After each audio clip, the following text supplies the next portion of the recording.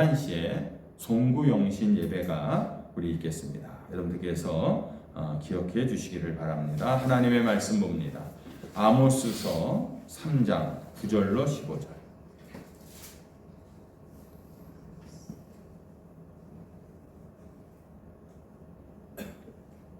교독합니다. 3장 9절부터 15절까지입니다. 아스돗의 궁궐들과 애굽 땅의 궁궐들에게 선포하여 이르기를 너희는 사마리아 산들에 모여 그 성중에서 얼마나 큰 요란함과 학대함이 있나 보라 하라. 자기 궁궐에서 포악과 겁탈을 쌓는 자들이 바른 일 행할 줄을 모르느니라. 여호와의 말씀이니라. 그러므로 주 여호와께서 이와 같이 말씀하시되 이 땅 사면에 대적이 있어 내 힘을 쇠하게 하며 내 궁궐을 약탈하리라. 여호와께서 이와 같이 말씀하시되 목자가 사자 입에서 양의 두 다리나 귀 조각을 건져낸과 같이 사마리아에서 침상 모서리에나 걸상의 반석에 앉은 이스라엘 자손도 건져냄을 입으리라. 주 여호와 만군의 하나님의 말씀이니라. 너희는 듣고 야곱의 족속에게 증언하라. 내가 이스라엘의 모든 죄를 보응하는 날에 배달의 제단들을 벌하여 그 제단의 뿔들을 꺾어 땅에 떨어뜨리고 겨울 붕과 여름 붕을 치리니 상하 궁들이 타게 되며 큰 궁들이 무너지리라. 여호와의 말씀이니라. 아멘. 어느 날 여러분들 하나님의 말씀이요 요나 선지자에게 임했습니다. 니느웨 성 가서 그 성의 이 죄악을 외치라. 그들의 악독이 하나님 앞에 상달되어서 더 이상은 놔둘 수가 없다. 이렇게 이 요나 선지자에게 가서 외치라라고 하나님이 말씀했습니다. 그때 하나님께서 요나에게 니느웨 가서 외치라고 한 메시지가 그러면은 구체적으로 뭘까? 이렇게 니느웨 성에 악독이 가득한데 너는 가서 외치라 했는데 그 외치라고 한 말씀이 뭐냐라는 거예요. 이걸 한번 생각해 보면은 그 메시지는 아마도 요나가 하나님의 말씀에 불순종해 갖고 이제 도망을 가다가 바다에서 풍랑을 만나서 이 바닷속에 빠지게 됩니다. 그리고 큰 물고기 뱃속에 3일 동안 들어갔다 나온 뒤에 건짐을 받은 후에 다시 니느웨 성으로 가서 외쳤던 그 메시지와 똑같은 메시지라는 거예요. 원래 하나님이 요나에게 외치라고 했던 메시지와 싫다고 도망가다가 죽다 살아나와서 마지막에는 결국 다시 니느웨 성에 가서 외친 메시지가 원래가 똑같은 메시지다라는 것입니다. 그러면 그 메시지가 뭐냐라는 것이죠. 뭐냐면은 40일이 지나면은 이 니느웨 성은 무너진다라는 거예요. 네. 원래 메시지가 그거였고 요나가 도망갔다가 다시 돌아와서 외친 메시지도 40일이 지나면은 니느웨 성은 무너지리라라는 것입니다. 근데 여기서 우리가 이해가 가지 않는 한 가지가 있어요. 뭐냐면 우선 요나가 하나님 말씀에 불순종하고 도망쳤던 이유가 뭐냐라는 것입니다. 그것은 하나님이 니느웨 성을 사랑하고 그들에게 관심을 두는 것을 이 요나는 도저히 받아들일 수가 없었다라는 것입니다. 이 니느웨 성은 아수르인데 이 아수르라고 하는 것은 너무나도 악한 곳이기 때문에 반드시 망해야 하는데 왜 하나님께서 그들에게 관심을 두냐라는 겁니다. 그래서 나는 못 가겠습니다. 그리고 도망친 거예요. 이 아수르를 볼 때는 얼마나 그 세력이 큰 나라입니까? 근데 악을 저지르고 우리 유다인들에게 이스라엘 백성들에게 계속해서 위협을 가하는 그런 악한 존재인데 왜 하나님이 거기에 관심을 두십니까? 저들은 망하는 것이 당연하지 않습니까? 그래서 나는 못 가겠습니다 했던 사람이 요나였다라는 것이에요. 그런데 정작 하나님이 요나에게 준 메시지가 뭐냐면은 내가 저 니느웨 성을 사랑한다, 구원하겠다가 아니라 뭐였어요? 40일이 지나면은 니느웨 성이 망한다, 무너진다라는 메시지였다는 거예요. 그렇다면 여러분들 도망칠 이유가 없잖아요. 아니 저 니느웨 성은 망해야 된다고 늘 요나는 생각하고 있었는데 하나님이 주신 메시지가 40일이 지나면 니느웨 성은 망할 것이다, 무너질 것이다 라는 메시지를 주셨는데 왜 그 메시지를 듣고 가서 너네들은 망할 것이다 라고 외친 것이 아니라 왜 도망을 갔느냐라는 겁니다. 왜 도망을 갔느냐. 여러분들 결국은 대답은 하나입니다. 이 니느웨 성이 무너진다라는 이 메시지는요, 단지 정죄와 심판만의 메시지가 아니라 하나님의 구원의 메시지였고 하나님의 사랑의 메시지다. 또 하나의 다른 형태의 메시지였다라는 것을 이 요나가 알았기 때문에 그런 거예요. 그래서 요나가 도망간 것입니다. 여러분들 하나님의 이 구원과 사랑의 메시지는요, 단지 항상 우리에게 그래 내가 너희들을 사랑한다, 내가 너희들을 구원해 주겠다, 회복시켜 주겠다, 고쳐 주겠다, 싸매 주겠다, 뭐 아름다운 것으로 내가 너희들에게 상급을 주겠다, 그런 것만이 아니다라는 것을 여러분들 기억하시기 바랍니다. 오히려 때로는 우리에게 무너진다, 부숴버리겠다, 이런 것도 있다라는 것을 기억하셔야 돼요. 이 메시지가 오히려 우리에게 사랑과 구원의 메시지가 될 수가 있다라는 것도 오늘 이 본문을 통해서 우리가 알아야 된다라는 겁니다. 여러분들 복음은 세우는 것만 있는 것이 아니라요, 때로는 무너뜨림과 세움이 함께 있는 것이 복음인 줄로 믿습니다. 평생 메시아를 기다려왔던 시므온이라고 하는 사람이요, 성전에 드디어 아기 예수가 올라오니까 이 아기 예수를 안고서 누가복음 2장 34절 35절에서 이런 말씀을 합니다. 보라, 이는 이스라엘 중 많은 사람을 패하거나 흥하게 하며 비방을 받는 표적이 되기 위하여 세움을 받았고 또 칼이 내 마음을 찌르듯 하리니 이는 여러 사람의 마음의 생각을 드러내려 함이라. 이렇게 얘기합니다. 여기에 보면은 비방을 받는 표적이 되기 위해서 세움을 받았다. 이 얘기는 바로 십자가의 구원을 지금 말하고 있는 것입니다. 그런데 여러분들 십자가의 구원의 역사를 말하면서 흥함만 말하지 않고요, 패함도 이야기하고 있다는 거예요. 이스라엘의 많은 사람들을 패하거나 흥하게 하거나 이렇게 이야기하고 있습니다. 또한 칼이 찌르는 것처럼 사람들의 숨겨진 죄악을 드러내고 심판할 것이다 라고 함께 말씀하고 있다라는 것입니다. 우리를 구원하시는데 때로는 우리를 패하게도 하시고 칼로 우리의 심장을 도려내는 것과 같은 그런 죄악을 들추어내는 것까지 하나님께서 지금 행하시겠다라고 말씀하고 있어요. 그러므로 여러분들 이 무너지리라라는 무서운 심판과 어떻게 보면 저주의 메시지는요, 사실은 심판과 저주의 메시지가 아니라 이것은 하나님의 구원과 사랑의 메시지의 또 다른 표현이다라는 것을 여러분들 기억하시기 바랍니다.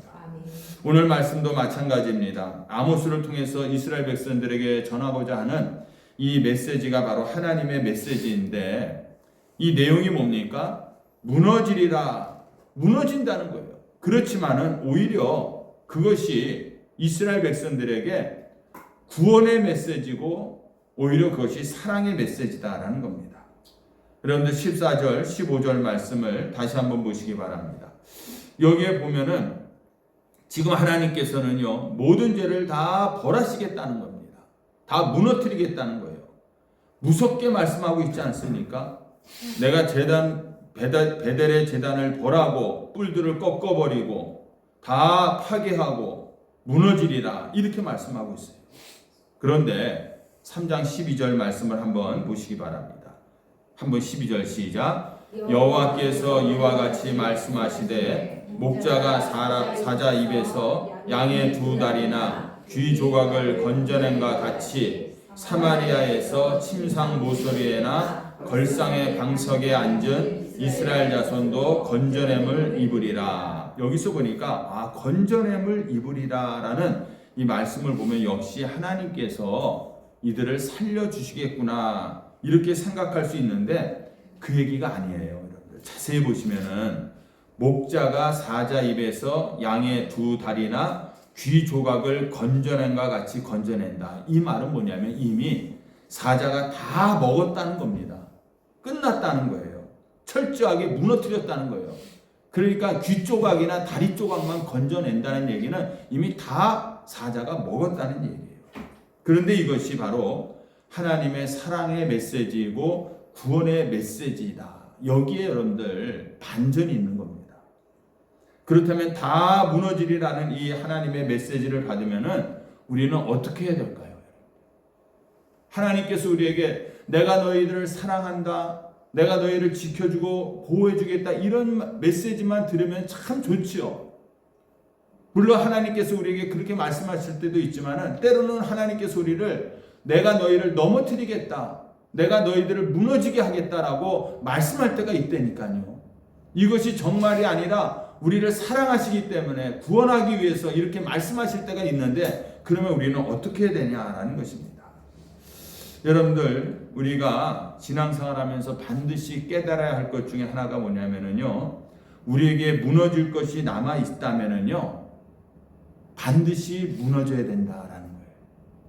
하나님 앞에서 무너져야 될 것이 있다면은 그것은 반드시 무너져야 된다라는 사실입니다. 이 말씀이 여러분들 마음에 공감이 가십니까? 이게 우리가 아멘으로 와 닿아야 되는 거예요. 그래, 내가 무너질 것이 이런 것들이 있지. 이거 하나님 앞에서 내가 무너져야지. 이렇게 우리가 수긍이 돼야 된다는 겁니다. 치유되고 회복되고 새롭고 세우는 것만이 신앙생활이 아니라는 거예요, 여러분들. 그럴 수만 있으면 얼마나 좋겠습니까? 그런데요, 우리 안에는요, 늘 우리는 죄 가운데 태어났기 때문에 우리의 마음속에는 늘 죄성이 있습니다.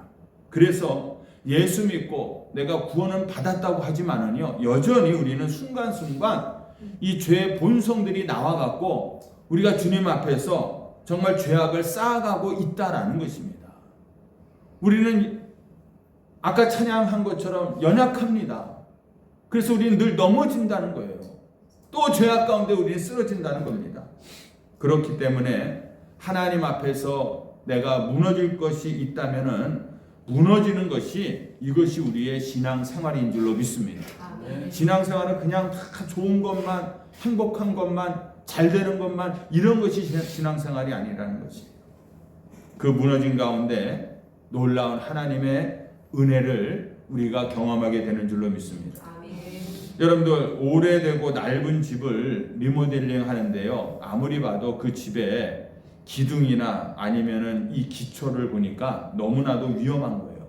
그렇기 때문에 만약에 이 위험한 기초나 기둥을 그냥 놔두고 집을 짓게 되면은 너무너무나도 위험해서 무너질 확률이 높아집니다. 그러면 어떻게 됩니까? 기초고 기둥이지만은 무너뜨려야 되는 거예요. 그것까지 다 무너뜨리고 새로 져야만이 온전한 집을 우리가 짓게 되는 줄로 믿습니다. 그러면 구체적으로 어떻게 무너질 것인가?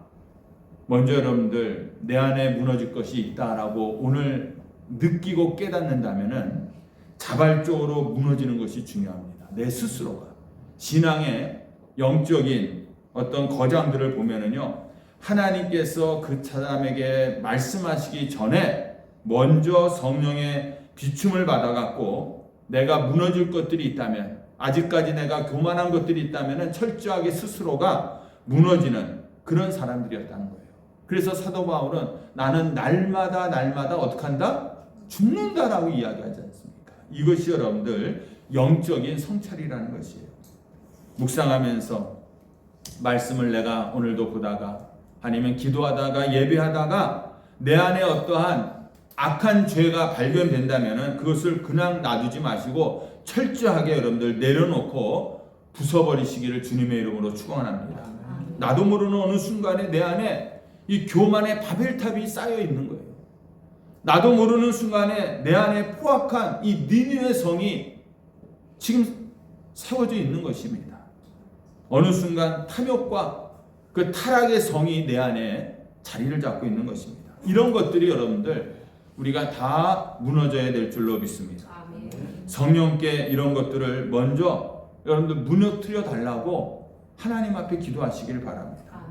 우리가 이런 것들이 다 무너져 내릴 때에 놀라운 하나님의 그런 은혜가 우리의 심령 가운데 물밀듯이 밀려 들어올 줄로 믿습니다. 그리고 하나님께서 이런 메시지를 직접 주시기도 하고요. 때로는 말씀을 통해서 주시기도 하고 때로는 사람을 통해서도 하나님의 메시지를 우리에게 전해줄 때가 있어요. 그때 여러분들 그 메시지를 듣고 우리가 스스로 자복하고 무너져 내려야 된다라는 겁니다. 이게 뭐냐면 바로 회개라는 것입니다. 하나님이 말씀으로 지적해 주실 때에 그 말씀을 듣고요, 내 가슴을 쥐어짜면서 정말 아픈 마음을 갖고 슬퍼하면서 용서함을 구하는 것이 회개인 거예요. 그냥 하나님 잘못했습니다 이 한마디 했다고 회개가 되는 것이 아니라 정말 내 가슴을 쥐어짜는 듯한 그런 아픔이 우리에게 있으면서 주님 앞에 고백을 해야 되는데, 이것이 대표적인 예가 바로 니느웨 성입니다. 니느웨 성. 결국은 요나가 가서 그 메시지를 전하니까 그 니느웨 성에 있는 사람이 어떻겠습니까? 그 하나님의 메시지를 듣고 왕부터 시작해서 모든 백성들이 다 금식을 하면서 울며 회개했다. 용서를 하나님 앞에 구했다라고 이야기하잖아요. 여러분들, 그러므로 우리가 이 오늘 여기서 보면은 니느웨 성에 보면은 요나서 3장 5절에 하나님을 믿고 금식을 선포하며 그들이 회개했다. 베옷을 입고 회개했다. 이렇게 이야기하고 있어요. 여러분들, 회개라는 것이요, 믿음의 아주 중요한 열매입니다. 믿음에 회개할 것이 있으면은요, 전후좌우를 가리지 말고 회개하시길 바랍니다. 상황을 따지지 말고 하나님 앞에 회개하시기 바랍니다. 내가 잘못을 깨닫고 돌이키는 것이 무엇보다도 중요한데 그게 바로 믿음이 좋은 거예요. 네. 회개를 잘하는 것이 우리가 믿음이 좋은 겁니다. 끝까지 그 하나님 앞에서 잘못된 것을 가지고 마음속에 숨겨놓고 살아가는, 그러면서 겉으로는 정말 믿음이 좋은 것처럼, 그리고 내가 다 하나님 앞에서 용서함을 받은 것처럼 그런 가식적인 그런 신앙생활을 우리가 해서는 안 된다라는 것입니다. 그런데 여러분들, 이 바람직하지 않지만은요, 이 무너지리라는 하나님의 메시지를 듣고요, 이렇게 무시하는 사람들이 있다는 거예요. 그런 사람들은 삶의 한복판에서 결국은 무너지기 시작합니다. 그래서 여러분들, 이런 무너짐이 왔을 때 그 무너짐을 그대로 우리가 받아들이는 것이 또한 중요하다라는 거예요. 하나님이 나를 넘어뜨리시고 쓰러뜨리시면은 우리가 그 자리에 털썩 주지 않는 것도 때로는 중요하다라는 것입니다. 이미 하나님께 우리가 맞아서 실패를 당하고 고통 속에 있고 수치와 낙심을 당해서 아프지만은 하나님 앞에 무릎을 꿇고 그냥 받아들이는 겁니다. 네. 당할 것이 있으면 우리가 당해야 되는 것이고요, 받아들여야 될 것이 있으면 우리가 받아야 합니다. 하나님, 내가 하나님이 주시는 거 다 받겠습니다라는 그러한 순종이 오늘 우리에게 있어야 되는데 자꾸만 버팅기지 말자는 거예요. 하나님 앞에. 여러분들, 하나님께서 삶의 어려움이 치셔갖고 우리에게 왔는데도요, 깨닫지 못하고 여전히 자기 힘으로 어떻게 해보겠다고 정말 발버둥을 치는 그런 사람들이 있다는 것이에요. 그러면서 교만해갖고 이번에는 재수가 없어서 그렇다. 여러분들, 신앙생활에서는요, 재수라는 것은 없는 겁니다. 하나님의 섭리 가운데서 오늘도 우리가 이 자리까지 온 줄로 믿습니다. 그런데 여전히 자기의 수단 방법을 다 써가고 자기의 방식을 동원하고 어떻게든 해보겠다고 결국은 발버둥 치다가 끝까지 가는 사람들이 있는 거예요. 이런 사람들은요, 불쌍하고 안 됐기는 하지만은 그것을 떠나서 끝까지 하나님 앞에 무릎 꿇지 않고 무너지지 않고 버티는 사람들을 보면은요, 그것은 오히려 하나님 앞에서 매우 악하고 불신앙적인 거다라는 겁니다. 불신앙이 뭐냐? 결국 하나님 앞에 내가 머리를 숙이지 못하는 거예요. 하나님께서 치셨다는 것도 압니다. 그래서 내가 힘들다는 것도 알아요. 그런데도 그렇게 무너지는데도 그것을 받아들이지를 못하는 사람들이 있다는 거예요. 끝까지 하나님 앞에 반항하고 대항을 하고 심지어는 막 엇나가는 사람들이 있어요. 여러분들, 이것은 더 악하고 더 불신앙적인 모습인 거예요. 자식들을 때릴 때 바로 잘못했습니다 하면은 한 대라도 매를 덜 맞잖아요. 근데 끝까지 자식 중에 보면은 잘못 안 했다고 하면서 매를 버는 그런 자식들이 있어요. 그러면 그 부모가 때리다가 어떡합니까? 이건 더 때릴 수도 없고 안 때릴 수도 없고 참 곤란해져요. 하나님도 마찬가지예요. 하나님께서 때로는 우리를 사랑하셔서 나를 구원하시기 위해서 나를 때릴 때가 있다는 거예요. 우리를 무너뜨릴 때가 있다는 거예요. 그러면 그때 우리가 잘못했습니다 하면 되는데 끝까지 잘못했다고 얘기하지 않고 버팅기는 자들이 있다는 겁니다. 이럴 때 하나님도요, 참 곤란합니다. 참 곤란한데 그러다가 정말 회복할 수 없는 징계를 받게 된다라는 것이에요. 그러므로 하나님이 치셨다는 것을 깨달으면은 하나님의 심판과 징벌을 우리가 다 받아들이면서 하나님이 무너뜨리시는 것만큼 우리는 무너져야 될 줄로 믿습니다. 그게 신앙인 거예요. 그게 우리가 마지막으로 가져야 될 영적인 태도인 줄로 믿습니다. 우리는 신앙생활할 때 항상 기대하는 게 있어요. 뭐냐? 독수리의 날개짓처럼 늘 우리는 올라가고만 싶어 한다는 거예요. 모든 것들이 다 잘 되고 싶어만 한다는 거예요. 형통하고 싶어만 한다는 거예요. 그런데 어떻게 여러분들 신앙생활이 다 항상 위로만 올라가겠습니까? 때로는 우리가 곤두박질 칠 때가 있잖아요. 낭떠러지 같은 곳으로 떨어질 때가 있잖아요. 이건 하나님께서 때로는 우리를 끌어내리시는 거예요. 왜? 우리를 다시 구원하시기 위해서. 여러분들, 방해 중에 폭풍이 치면은 어떻게 합니까? 이 폭풍, 비바람 다 맞아야 되는 거 아닙니까? 응? 별 수가 없잖아요. 우리가 아까 항해자라는 노래를 불렀는데 그 항해 가운데서 잠시 나를 의지하여 싸우나. 우리가 그것을 안 맞아 보려고, 폭풍을 피하려고 인간적인 모든 힘을, 노력을 다 구해보지만은 결국은 그게 됩니까? 우리가 그 폭풍과 그 비바람을 다 맞아가면서 나아갈 때에 하나님께서 우리의 삶의 그 항해를 인도해 주실 줄로 믿습니다. 그러므로 여러분들, 다 무너지리라 라는 이 메시지는요, 징계와 심판의 메시지만 있는 것이 아니라 하나님의 사랑과 구원의 메시지라는 것을 여러분들 다시 한번 분명하게 기억하시기를 주님의 이름으로 축원합니다. 그러면 하나님께서 무너지리라 라고 말할 수밖에 없는 이 죄가 있다는 거예요.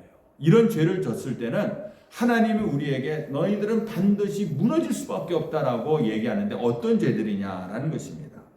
오늘 여러분들 3장 14절 15절 다시 말씀을 보면은 첫 번째 14절에 보면은 베델의 제단들을 벌하여 그 제단의 뿔들을 꺾어 땅에 떨어뜨리고 이렇게 얘기합니다. 첫 번째로 베델의 제단이 뭐냐? 이거는요, 남북이 이스라엘이 갈라졌을 때 이 북이스라엘의 이제 왕이 여로보암이 됩니다. 그런데 여러분들, 이 여로보암이 불안함 때문에 치명적인 죄를 짓게 되는데 그게 뭐냐면 이제 절기 때마다 이스라엘 백성들이 어디를 향해서 갑니까? 예루살렘을 가야 되잖아요. 이스라엘 백성들은 다 명절 절기 때마다 예루살렘으로 모였는데 예루살렘이 어디에 있냐면 북이스라엘에 있는 게 아니라 남유다에 있는 거예요. 그러니까 나라가 갈라졌는데 북이스라엘과 남유다로 갈라졌는데 예루살렘은 남유다에 있으니까 절기 때마다 하나님을 믿는 자들이기 때문에 예루살렘으로 가서 예배를 드리는 겁니다. 그러니까 그 여로보암이 어떤 생각을 가졌냐면 내 백성들이 저 남유다로 내려갔다가 돌아오지 않으면 어떡할까? 이런 불안한 마음 때문에 어떤 죄를 짓게 되냐면 베델과 단에다가 금송아지를 만들어 놓고 제단을 거기다 세우는 거예요. 그러면서 야, 여기서 예루살렘까지 내려가지 말고 여기서 하나님 앞에 예배드려라, 제사드려라, 이렇게 만들어 놓은 거예요. 여러분들, 여기서 예배라고 한다는 것은 거짓 제사장들을 세워놓고 드려지는 예배인 것입니다. 그래서 이 여로보암의 치명적인 결정적인 실수가 뭐냐, 큰 죄악이 뭐냐, 바로 이 베델의 제단을 만들어 놓은 거예요. 그리고 스스로 거기다가 절하게 하면서 가짜 신앙인 우상 숭배를 하게 한 겁니다. 그러니까 여러분들, 신앙의 형태, 모습은 거기 예루살렘하고 똑같습니다. 그러나 여러분들, 사실은 뭡니까? 그것이 자기의 교만과 추한 어떤 자기의 욕심 때문에 세워놓은, 스스로 만들어낸 우상 숭배였다라는 것이에요. 그런 베델의 제단에는 거짓 제사장, 삭군 제사장들이 있고 거짓 예배와 거짓 영적인 그런 역사만이 있다라는 거예요. 거기에는 하나님이 없다는 겁니다. 여러분들, 그렇기 때문에 그들은 거기다가 제단을 만들어 놓고 이렇게 얘기하는 거예요. 내가 이렇게 했으니까 이제는 예배 드렸으니까 됐다, 이것으로 충분하다, 이렇게 스스로가 위안을 삼고 있는 것입니다. 이게 바로 베델의 제단이라는 거예요. 여러분들, 창피스럽지만은요, 오늘 한국 교회와 한국 우리 목회자들 그리고 성도들 가운데 얼마나 많은 베델의 제단이 있느냐, 한번 우리가 생각해 보는 겁니다. 신앙의 형태는 우리들과 다 있습니다. 오히려 교회의 외형은 너무너무나도 아름답고 웅장하고 대단합니다. 그러나 그것이 다 자기 만족, 아니면 자기 위안, 아니면 자기의 자랑을 위해서 우리가 이 베델의 제단을 세워놓고 있는 것은 아니냐라는 것을 우리가 다시 한번 생각해 봐야죠. 그래서 요즘에 여러분들, 이 교회를 보면은 이게 교회인지 아니면은 무슨 사교 클럽인지, 예배를 드리러 오고 있는 건지 아니면 친구들을 만나러 오고 있는 건지 모른다는 거예요. 목사인지 아니면은 요즘에 그 목사님들이 꼭 연예인인지 아니면은 기업주인지, 이게 헷갈린다는 것입니다. 이 모든 것들이 다 어떻게 보면 베델의 제단인 거예요. 이런 것들을 하나님께서는 무너져야 된다라고 오늘 우리들에게 말씀하고 있습니다. 또한 특별한 은사가 있어서 어떤 대단한 사역을 하는 것처럼 보이는 분들이 있어요. 사실은 이 모든 것들이 자기 과시고 자기 만족인 거예요. 자기 의의를 드러내는 것입니다. 이런 모든 것들은 결국은 자기도 속고 남도 속이는 겁니다. 이런 것들이 결국은 베델의 제단인 거예요. 대규모 어떤 행사들을 벌려놓고, 우리나라에도 이 기독교 대규모 행사들이요, 얼마나 많은지 모릅니다. 전국적으로 따지면. 이런 것들이 마치 정말 하나님의 큰 영광을 드러내는 것 같은데, 결국은 그런 것들이 자기 이름을 드러내고 자기 의를 드러내는 그런 베델의 제단들이다. 이런 것들은 다 하나님께서 무너져야 된다라고 오늘 말씀하고 있다는 것입니다. 오늘 본문에 보니까 베델 뿔을 꺾고 땅에 떨어뜨린다, 이렇게 얘기하고 있잖아요. 이 얘기는 뭐냐면요, 당시에는 죄를 짓거나 아니면 어떤 쫓기는 자들이 이제 속죄제물의 피를 바른 제단의 뿔을 이 성소에 들어가서 잡으면은요, 그들이 거기서 보호함을 받을 수가 있었어요. 그 제단의 뿔을 잡으면. 근데 오늘 말씀해 보니까 어떡해요? 그 제단의 뿔을 꺾어서 땅에 떨어뜨려 버리겠다. 이제는 너희들이 어느 누구에게도 아무런 보호를 받지 못할 것이다, 이 얘기를 하고 있는 거예요. 완전히 너희들을 무너뜨리겠다라고 말씀합니다. 그러므로 여러분들, 오늘 내 마음 안에 있는 베델의 제단이 혹시 있습니까?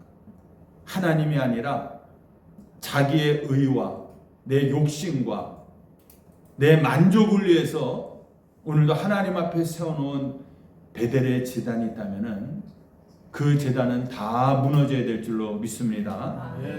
또 하나는 15절에 보니까 겨울궁과 여름궁을 상하궁을 큰 궁들을 만들었다라는데 이건 무엇을 이야기하냐면요. 철저한 이기주의와 세속주의를 이야기하고 있는 거예요. 당시에 북이스라엘은요. 아주 경제적인 호황을 누리고 있었습니다. 주변에 큰 어떤 전쟁들이 없었기 때문에 호황을 누리고 있었어요. 바로 그때 경제적인 부를 지닌 권력자들과 지도자들이 어떤 일을 했냐면요.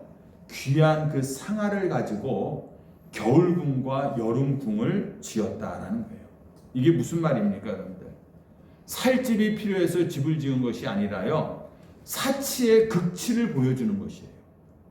계절을 따라서 여름궁과 겨울궁을 만들었는데 그 당시 때 이스라엘에서는 구할 수도 없는 이 코끼리 상아 뿔을 가지고 상아를 가지고 궁을 만들 정도로 그렇게 그들은 사치를 했다라는 겁니다. 백성 중에서는요. 집이 없어서 길거리에서 이슬을 맞으면서 잠을 자는 자들이 있는데 이 지배층들은 그런 것과 아랑곳 없이 이런 사치를 누리고 있었다는 거예요. 내 힘으로, 내 돈으로, 내가 가지고 있는 걸 가지고 내가 누리는데 누가 뭐라 그래? 이렇게 그들은 아마 말할 수 있을 것입니다. 그러나 여러분들, 하나님의 심판은 그런 궁들을 파괴하라라고 오늘 우리에게 이야기하고 있습니다. 내가 이 땅에서 하나님이 나에게 주셨다. 우리 이렇게 얘기하잖아요. 그러니까 내가 받은 이 축복을 가지고 내가 큰 집에서 좋은 차를 타고 다니면서 백화점에서 내가 쇼핑하고 내가 해외여행 다니는데 누가 뭐라고 그래? 우리가 이렇게 얘기할 수 있어요, 여러분들. 여러분들, 하나님께서요, 우리에게 주신 삶의 모든 것들, 시간, 물질, 건강, 환경, 기회, 온통 자기만을 위해서 쌓아두고 사치와 향락으로 살아가라고 우리에게 그런 것들을 주신 것이 아니다라는 것을 기억하시기 바랍니다. 이런 것들이 영원할 것 같죠. 영원한 가치를 우리에게 주는 것 같죠. 여러분들, 이런 세속적이고 이기주의적인 모든 세상의 것들은 다 무너지리라 라고 오늘 우리들에게 말씀하고 있는 것입니다. 그러므로 여러분들, 나는 이런 얘기를 하면은, 목사님, 우리 교인들 중에 겨울궁, 여름궁 지으면서 해마다 뭐 해외여행을 그냥 럭셔리하게 크루즈를 타고 돌아다니면서 진짜 추울 때는 저 제주도 가서 몇 달 살다 오고 뭐 해외 살다 오고 이런 사람이 어디 있습니까? 이렇게 얘기할 수 있죠. 우리하고는 전혀 해당 사항이 없는 내용을 목사님이 지금 말씀하고 계시지 않습니까? 이렇게 생각할 수 있어요. 그런데 여러분들 마음에는 수많은 궁들을 짓고 있지 않습니까? 현실적으로 짓질 못하니까 마음속에다가 그런 궁들을 우리가 짓고 살고 있지 않아요? 사실 이게요, 더 안 좋은 겁니다. 왜냐하면 실제는 없으면서 마음에만 내가 이런 궁들을 지금 쌓고 있기 때문에 그렇다는 거예요. 혹시라도 내 마음에 이런 사치스러운 여름궁, 겨울궁을 짓고 있다면, 내 관심이 늘 화려하고 정말 사치스럽고 이런 것에 내가 빠져 있다면은 하나님 앞에서 이런 마음의 궁들을 지어놓은 것들도 다 무너져야 될 줄로 믿습니다. 아멘. 그렇잖아요, 여러분들. 아멘. 우리 마음속에 이런 것들을 갖고 있을 수가 있다니까요. 허황된 것들을 내가 이루지 못할 것인데 자꾸만 그런 것들을 바라보면서, 남들을 바라보면서 내 마음속에다가 이런 궁들을 지어놓고 우리가 신앙생활하고 있을 수 있어요. 그러다 보니까 하나님 앞에 우리가 온전히 나아가질 못하는 거예요. 이런 마음의 궁들 때문에 가로막혀가고 이런 것들이 다 무너지는 것이 우리에게 축복이고 은혜인 줄로 믿습니다. 아멘. 그래서 여러분들에게 저는 이렇게 얘기하고 싶어요. 열심히 여러분들 돈 많이 버시기를 바랍니다. 아멘. 하지만 돈에 빠지지 마시기 바랍니다. 아멘. 세상의 즐거움과 편안함과 안락함을 누리시기 바랍니다. 그러나 거기에 파묻히지는 마시기를 바랍니다. 아멘. 주어진 삶을 열심히 사시기 바랍니다. 그러나 여기서 영원히 살 것처럼 그렇게 살지는 마시기 바랍니다. 그것은 여러분들 하나님이 무너뜨릴 수밖에 없는 그런 다 어리석음이고 다 악함이다라는 것을 오늘 우리들에게 이야기하고 있어요. 그러므로 여러분들 무너지리라 이 말씀이 이제는 무섭게만 들리고 정말 하나님 앞에서 정말 이 말씀이 두렵게만 들리는 것이 아니라 오히려 하나님이 나에게 은혜와 축복을 주시기 위해서 내 안에 무너져야 될 것들은 다 무너져야 된다라고 우리에게 주시는 말씀으로 여러분들이 받아들일 수 있기를 주님의 이름으로 축원합니다. 그것이 우리에게 정말 중요한 것이에요. 그러면서 오늘도 하나님께서 우리를 무너뜨리셨다가 우리를 낮추셨다가 반드시 하나님은 다시 우리를 높이 세워주실 줄로 믿습니다. 그 믿음을 가지고 오늘도 철저하게 무너질 수 있는 그런 성도들이 다 되시기를 주님의 이름으로 축원합니다. 우리 다 같이